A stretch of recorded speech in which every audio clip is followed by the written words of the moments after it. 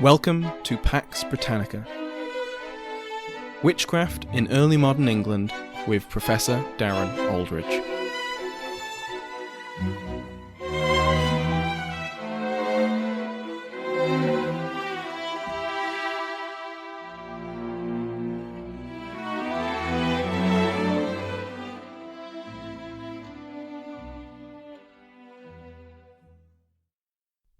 Welcome back to Pax Britannica. Today we have an interview with Professor Darren Oldridge, one of my favourite lecturers from my undergraduate and the inspiration for the History of Witchcraft podcast many years later. Fair warning, I interviewed him over the phone with a microphone pointed at my mobile, so the sound quality isn't fantastic, but it came out much better than I feared it would. I've boosted the volume and cleared up some of the background noise as well. In the first few minutes, you'll hear me fiddle around with the setup because I decided that was the best time to start arranging things, but all that clears up after a minute or so. Without further ado, please enjoy. I'm very happy to welcome Darren Oldridge, Professor of Early Modern History at the University of Worcester. Professor Oldridge has published on many different aspects of early modern folklore and popular belief, from the devil, fairies, and, of course, witchcraft. Professor Oldridge has consulted for several television and radio programmes, but listeners of the History of Witchcraft may have special reason to recall his name. Not only have I referred to several of his works in the past, particularly the Witchcraft Reader, which is now in its third edition, but his lectures inspired me to choose witchcraft and supernatural beliefs as the topic of my first podcast. So it's only fitting that he joins me here today. Professor Oldridge, thank you for joining me. Hello, Sam. Let's start off with a nice easy question. What was it that first appealed to you about English folklore and supernatural belief? What made you want to study it as your career? Oh, that's not an easy question at all. I started my career long ago in the 1980s when I was studying the religious context of the English Civil War. And I've always seen myself really as a religious historian primarily, or a historian of belief, perhaps to be more precise. And I stumbled upon the devil at some point in the late 1990s and began to think and to write about the devil, and discovered quite soon that there was a fairly limited existing scholarly literature, and there was a vast amount of largely unvisited source material that I could look at. And consequently, I suspect that my lifetime and many lifetimes would not be sufficient to discover and to think and to write, to say all that I could about the devil, even in 17th century England. It is a fathomless project. And because of that enormous depth of material, and until quite recently, the limited number of scholars who are spending time with it and thinking about these things, I find that the devil calls me back and calls me back. Whenever I want to do something else, the devil tugs at my sleeve, because there is always more to discover. I am beginning to ask the questions. I think scholarship on the devil, not only in England in the 17th century, but across many different times and periods, has still seriously to be written. But there is so much potentially that we need to think and say about the devil.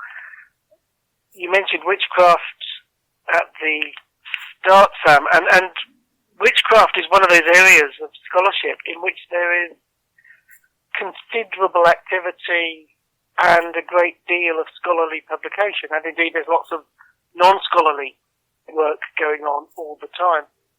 But the devil, who was one small part of some witch beliefs, has by comparison been very largely neglected by academics. And yet, at the time of witch trials, people typically regarded witchcraft as one fairly small part of the devil's activity, certainly not his main part, certainly not the most important thing that the devil was doing. But we, all these hundreds of years later, tend to focus on witchcraft at the expense of rather more important ways in which people thought about the devil at the time that witches were put on trial. So that's just one small example, I think, of how academic research tends to cluster in particular areas. Some things seem to be more appealing, sexier than others. And for some curious reason, witchcraft seems to be tremendously popular and always will be, I suspect. But the devil, much less so, although I hope that that is changing. And it does seem to have changed in the last several years in which I've been working in this area. But always there will be more questions because the devil was so tremendously important to people in the past. And they wrote so much about him, and they thought and they feared the devil in so many complex and interesting ways that the traces of that world of devil belief are innumerable. And as I said, many scholars could devote many lifetimes to exploring this territory, and I'm only really just setting out. Going back to you mentioned just before that you've looked quite a lot at the English context of the English Civil Wars, the Wars of the Three Kingdoms. Yeah. And in Pax Britannica, the narrative has reached Charles's personal rule and trying not to just, rush to the outbreak of violence, because it's 10 plus years all on its own. It's fascinating. But there's this constant background debate going on religiously. And I wondered if you could possibly explain. I struggled to comprehend the differences between all the various different religious views at the time. I wonder if you could explain very simply, very broadly, the differences between Anglicans or conformists, the hotter sort of Protestants, and the dreaded Arminians. Right. I think the way to think about religious conflict before the Civil War is really to focus not so much on what people believed, although that's relevant, of course, but much more on the implications of church policy. And here I think you can detect some really important divisions within the Church of England, particularly in the reign of Charles I, and particularly, I think, after around 1635. What is happening in the church in this period is the imposition of what its enemies described as formalism. And formalism meant an emphasis upon ritual, upon respectful behaviour in church expressed through various, it seems today perhaps quite petty insistences on things like kneeling to receive the Eucharist, and from 1635 in many places asking people to come to the altar rails to kneel to receive the Eucharist. And these new emphases to those English Protestants who had grown up in a culture that distrusted, at best, religious formality of this sort, and was inclined to view ceremony with some distaste. These introductions were the source of anxiety and resistance and complaint. People, most crudely, sometimes perceived a kind of creeping Roman Catholicism within the Church of England, expressed through this new emphasis on ritual and the formalities of worship. And at the same time that churches were redecorated and communion tables were removed to the East End and in many cases elevated and often railed off and treated as altars instead of mere tables. At the same time as this, there was, I think, a quite well-sustained attempt to crack down on various forms of often quite petty Protestant nonconformity. Mm-hmm. Things like people gadding from their parish to go and hear sermons in neighbouring parishes, which they were not supposed to do, but previously these things had not typically landed people in trouble with the court. And the insistence on perhaps quite petty aspects of ritual that previously had been neglected because they were not regarded as especially important within the services of the English Church. These things really annoyed many zealous English Protestants at exactly the same time that they could see their parish churches being turned into places that resembled, rather more than they would like, Catholic places of worship. So I think it was that combination of formalism within the church, which turned communion tables into something rather suspiciously like altars, and also this quite real attempt to impose uniformity during the 1630s. Those things combined, and they created the impression among many godly English Protestants that the bishops of the English Church, and particularly the leaders of the English Church, from especially 1635, I think, after that date, I think these troubles are really marked. The perception arose that the leaders of the church were not always to be trusted with the best interests of what godly English Protestants perceived as true religion. So I think it's that area of churchmanship, the insistence upon uniformity and the redecoration and the reconfiguration of parish churches, that really rankled. That's what annoyed godly English Protestants and drove so many into opposition against what they perceived to be ungodly innovation, imposed, unwanted from above. And I think if you focus on those things, it's much easier to understand what's going on in the 1630s than if you worry too much about finer points of theology and talk about Arminianism and doctrines like predestination. That these things are germane, but I think what really matters are these issues of churchmanship that I've described. That's a really interesting perspective on it.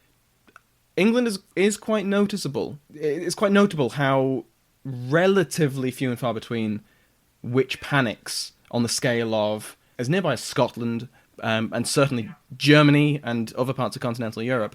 There's very, very few. I mean, you have the Witchfinder General outbreak during the English Civil Wars, and you have Salem, which you can consider English, and the Lancashire witch trials and the Pendle trials and all of this. But other than that, there's not much. And I was wondering if you had any thoughts on possible reasons. Now, obviously, that's a huge question, but possible reasons why that is. Okay, it is a huge question, and my answer will necessarily be quite sweeping. But I'll suggest two broad reasons. One reason is that in England, typically, allegations of witchcraft tended to focus on harm, and most often harm against the person. And therefore, perhaps, witchcraft did not become a religious crime in the way that some scholars have suggested was the case in Scotland and in some parts of German-speaking mainland Europe. The other thing I'd say is that the English legal system was comparatively insulated against the kinds of large-scale witch panics that you're describing elsewhere. Partly because witchcraft, when it was treated as a serious offence, was one of those crimes that was dealt with by assize courts, typically near to, but not actually within the community where the alleged offences took place. Mm. And also presided over, in the main, by Crown-appointed justices who were, by and large, by early modern standards, quite scrupulous in their interpretation of evidence. And witchcraft always was a difficult crime to prove. So when the justice system was applied with scrupulous regard for evidence, it was really quite difficult to bring conviction.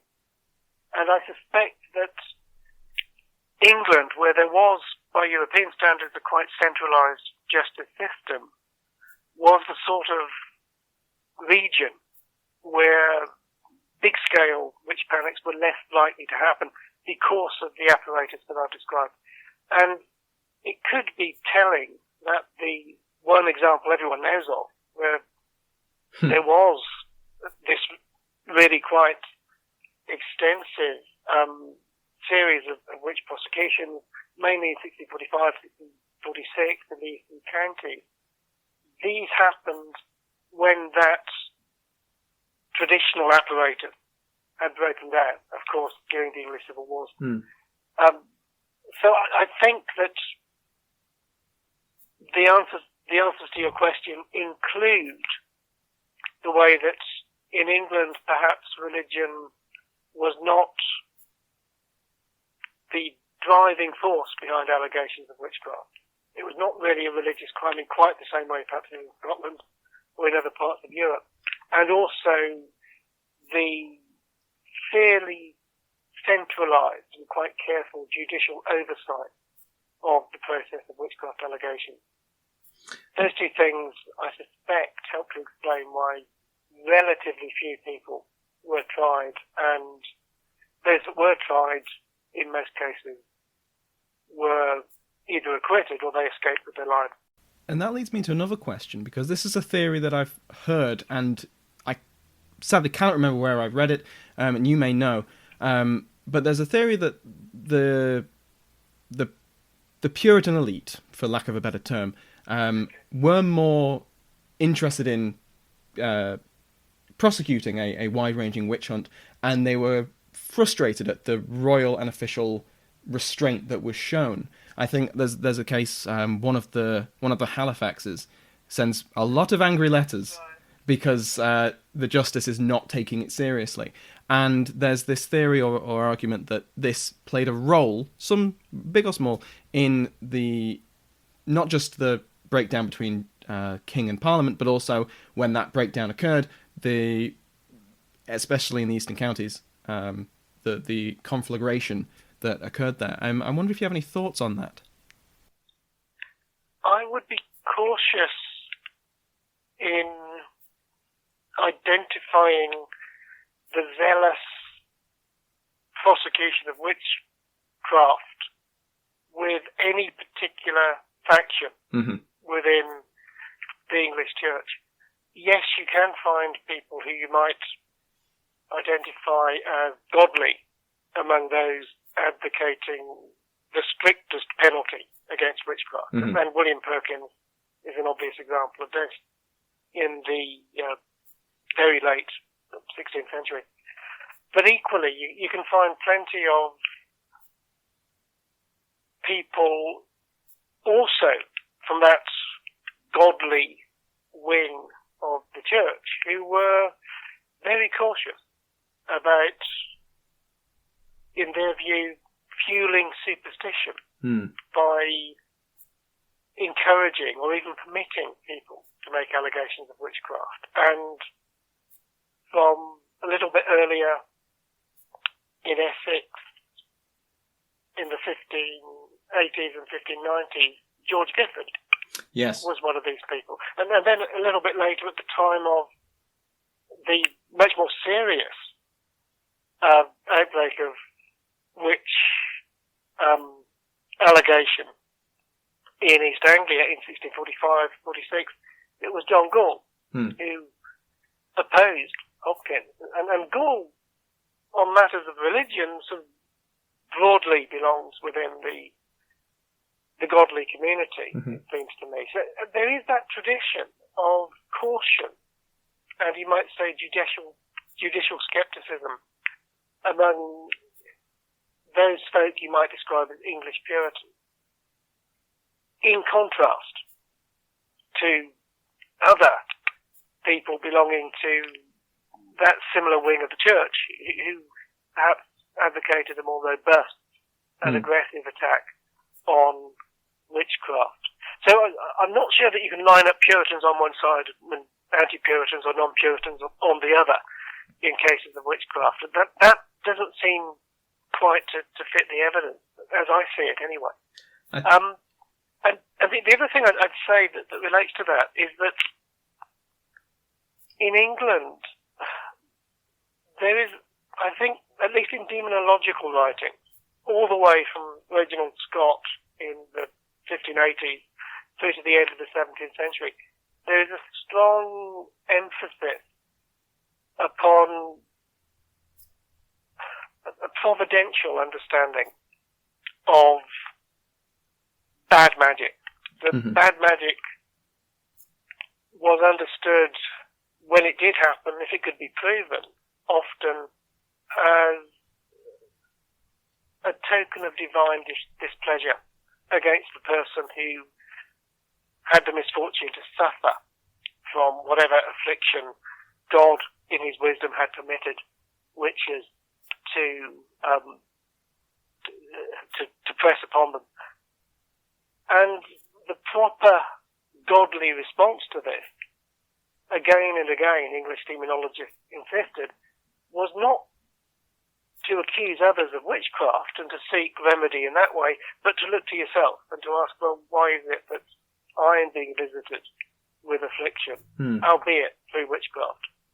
So I think there's an inward-looking tendency within English demonological writing that broadly discouraged allegations of witchcraft and was rather suspicious of the world in which these allegations took place because, of course, it was a world of magic. Many of those involved in seeking witches in England were cunning folk, and the idea of seeking magical remedies against witchcraft was clearly disapproved of by the godly in England. And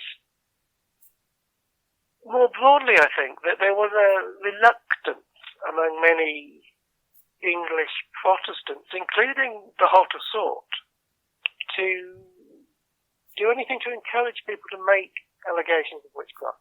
And the one exception to this, I think, is the concerns of some English Protestant thinkers about witchcraft as an offence against God. So William Perkins, to give a strong example, regards witchcraft as primarily an offence of a religious nature. It is an offence that is forbidden in Scripture and should be prosecuted for that reason, as one of those offences that men and women can commit against God. He's much less interested in the supposed harm that witches are doing. And I think that is actually consistent across English demonology through the whole period of witch trials. And that emphasis on witchcraft really is something that should not be alleged in order to relieve misfortune, cumulatively had the effect, I suspect, of discouraging prosecution. I'm not sure. I may change my mind about this, but I don't think that, by and large, godly English Protestants were inclined to pursue witchcraft. And when they were inclined to pursue witchcraft, it was as a crime against God, rather than a crime committed by a witch against their neighbours. They're much less worried about that aspect of witchcraft, it seems to me. And in many cases, they actually are reluctant to promote those kinds of allegations of magical harm. Fascinating. So, you spoke then mainly about, let's say, elite debates around it. But how did witches appear, and witches and witchcraft and superstition and beliefs around it, how did that appear in the popular press, in on the stage, in poetry, in my ever-loved broadside ballads, which I remember very fondly from undergraduate in many of your courses? Yeah. How did witchcraft appear in things designed for public consumption? Very often in ways that departed from the writings of learned demonologists. Mm-hmm. I was seeking another word instead of demonologist then, but I had to return to the familiar word. But it's a word, I think, that needs to be expanded, actually, because when people thought about the devil, as I've said before, they were not mainly thinking about witchcraft. They were mainly thinking about lots of other things. Witchcraft was one small aspect of what we might think of as demonology. But I'll return to your question. When people read about witchcraft in ballads or cheap pamphlets, the focus of these texts tended to be on acts of magical harm, and also, curiously, the witches involved, almost without exception, produced their harmful effect through the agency of what we might think of as familiar spirit. But that really is a use of biblical language, it seems to me, that may not have resonated with the people who believed in witches' spirits. They're described variously in the literature as imps or sprites or puckles, sometimes as familiars. And these creatures don't fit very well, it seems to me, into learned demonological discourses, because they were often small animals, cats or hares, or monstrous little creatures that skittered about. And they seem to be prevalent. They seem to be part of popular understanding of witchcraft in England. There seems to have been a quite well-established and stable set of beliefs associated with the activities of these noxious creatures, but they don't fit particularly well with the demonological idea of the witch entering a compact with the devil in order to renounce God and to do harm against their neighbours. These things don't fit well, it seems to me. I put it no more strongly than that. So there is a interesting and I think quite marked distinction that can be identified between the ways in which people thought in orthodox theological terms about witchcraft involving the devil, and the way that ordinary people perhaps imagined witchcraft and feared witchcraft. And one notable marker of this distinction, I think, is the activity of these nasty little spirits that were associated with witches, and which appear to have belonged to the world of village allegations of witchcraft, but fitted at best awkwardly within learned demonology. So just as we bring this lovely chat to a close, I wonder if you could share what you personally find to be your biggest pet peeve in popular ideas about witchcraft. What is it that people get wrong that's really annoying to you?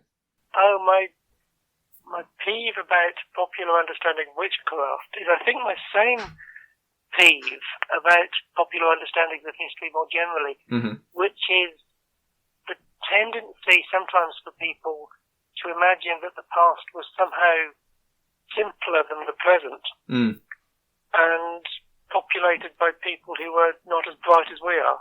Yeah. That particular mistake is pronounced perhaps when people talk about witchcraft and expressed in the very common tendency to explain genuine and often quite rational anxieties that people once had about witchcraft and how to deal with the crime in terms of irrationality, superstition, or malice. The tendency, often in popular representations at least, is to imagine that somehow people who were fearful of witches were really fearful of other things instead. Or they were suffering from delusion, or they were only pretending to be afraid of witches and really their motives were more to do with greed or political advancement or whatever. Because we find it very hard to imagine a world in which most people accepted the reality of good and bad magic, and therefore magical crimes seem to us to require some sort of special explanation that we would not require if we were talking about crimes that we believe in today, things that we believe to be possible. And often people reach for explanations that suggest that really it was other things that were behind these allegations. They weren't really scared of witches, they were on the make, or if they were afraid of witches, they were deluded, or they were irrational, or they were taking drugs, or whatever. And so those sorts of things are a little bit peeving. And I think the most common expression of that particular, I think, wrong view of witchcraft is the idea that people accused of witchcraft sometimes were ducked in water, and if they were innocent, they were allowed to drown, and if they were guilty, they were hauled out of the river and then convicted of witchcraft. And that's mad. Yeah. And it assumes that people really were that crazy. That, I have to admit, is the top one that really, really annoys me when I see it, especially online. It's just... Yeah. People weren't stupid. It's mad. Yeah, and I think it encapsulates the tendency to assume that the people who are doing this were a bit crazy. And in this particular example, that the historical truth behind it is that people were very aware of the difficulty of proving an offence that was invisible. Yeah. In which often one person's belief or one person's word had to be measured against another. And there was no way to arrive at a definite outcome. But at the same time, the crime, if real, was too serious to ignore. So in situations like that, I think it's quite understandable that where it was available, people would resort to appeals to divine judgment, which ultimately is what the water ordeal was. It was a way of finding certainty in what people understood to be extraordinarily difficult and hard to prove and yet impossible to ignore cases. But we've turned that into an example of crazy people doing crazy things, sadly, which encapsulate one particular strand of misunderstanding about witchcraft, I think. So that would be my peeve. But it's really part of a much more general annoyance that I suspect is not confined to me, but many historians also may share. Simply that often the past is presented as somehow simpler than today, and the people in it are somehow less reasonable. But a moment's reflection demonstrates that is an absurd proposition. But it is one that I think consciously or more often unconsciously people slip into enough to make me feel a little bit peeved about it. But I don't complain much, and I'm actually very happy to be doing the job that I'm doing, and very privileged to be in the position to think and write and spend time talking to people like you about these things. Yes. So I've not got so many things that feed me. Well, there are always things to find out. That's always true. That's one of the consequences of the complexities of the past. We could spend a lifetime wondering and exploring, wondering about and exploring the mysteries of our own time. And of course, the past is just the same. Yeah. But the difference is that we rely upon often patchy evidence and sometimes no evidence at all. So it's difficult to do history that holds on to that sense of complexity, I guess. And it's very understandable that outside university history departments, so often people are tempted to simplify and perhaps to get things wrong. But as I say, I'm very glad to be paid to do this, and I have no complaints at all. Well, I know from personal experience you are very good at your job. So before we leave off, if any of my listeners would like to read some of your work, is there anything you would recommend? Everyone, I think, always likes the most recent thing that they've done. So in that spirit, I would suggest anyone interested in the rationality behind beliefs and actions in the past that today seem very strange and perhaps a bit crazy, I would advise to look at Strange Histories, the second edition of which was published last year. Good choice. It's a personal favourite. More recently, the book that I wrote on the supernatural, called The Supernatural in Tudor and Stuart England, published in 2016. That is one I will have to pick up because that's one I confess I have not yet read, but I definitely will. I hope that some answers to your questions are inside the pages of those two books. Okay, well, thank you very much, Darren, for coming on. Hopefully, I'll have you on in the future.